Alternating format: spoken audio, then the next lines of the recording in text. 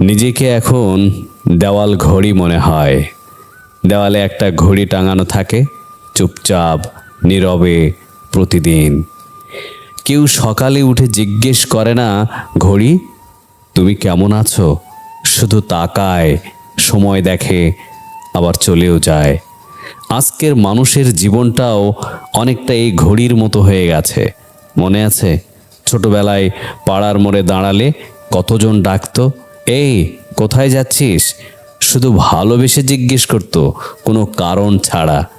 এখন এখন ফোন আসে যখন কোনো কাজ থাকে, মেসেজ আসে যখন কিছু দরকার হয়, দেখা হয় যখন স্বার্থ মেলে, প্রয়োজন শেষ হলে আবার নিঃশব্দ। একটা মানুষ সারাদিন অফিস করে, সংসার সামলায়, সবার জন্য থাকে, কিন্তু রাতে যখন বুকের ভেতরটা ভারী হয়ে ওঠে, তখন পাশে কেউ নেই। ফোন করলে ব্যস্ত আছি, পরে কথা হবে, সেই পরে আর কখনো ফিরে আসে না। একটা মেয়ে সবার হাসির জন্য নিজের কষ্ট লুকিয়ে রাখে। সবাই ভাবে সে ভালো আছে, কারণ সে কখনো বলে না। আর না বললে কেউ জিজ্ঞেসও করে না, কারণ সবাই ব্যস্ত নিজেকে নিয়ে। এটাই আজকের বাস্তবতা।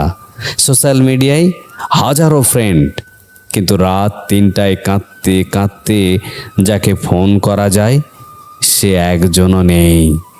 জন্মদিনে শুভেচ্ছার বন্যা, কিন্তু সেদিন মনটা কেন খারাপ সেটা জিজ্ঞেস করার মানুষ একটাও নেই। বিপদে পড়লে সবাই উপদেশ দেয়, পাশে কেউ থাকে না। কিন্তু জানো, দেয়াল ঘড়িও একদিন থেমে যায় যখন ব্যাটারিটা শেষ হয়। আর তখনই মানুষ বোঝে ঘড়িটা কতটা দরকারি ছিল। তুমিও একদিন থামবে, ক্লান্ত হবে, দূরে সরে যাবে। তখন যারা এতদিন তোমাকে শুধু প্রয়োজনে ব্যবহার করেছে, তারা হয়তো তখন বুঝবে, কিন্তু ততদিনে অনেক দেরি হয়ে যাবে।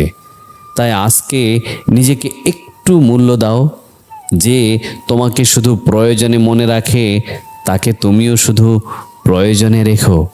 নিজের জন্য বাঁচো একটু। তুমি দেওয়াল ঘড়ি নও, তুমি একটা মানুষ।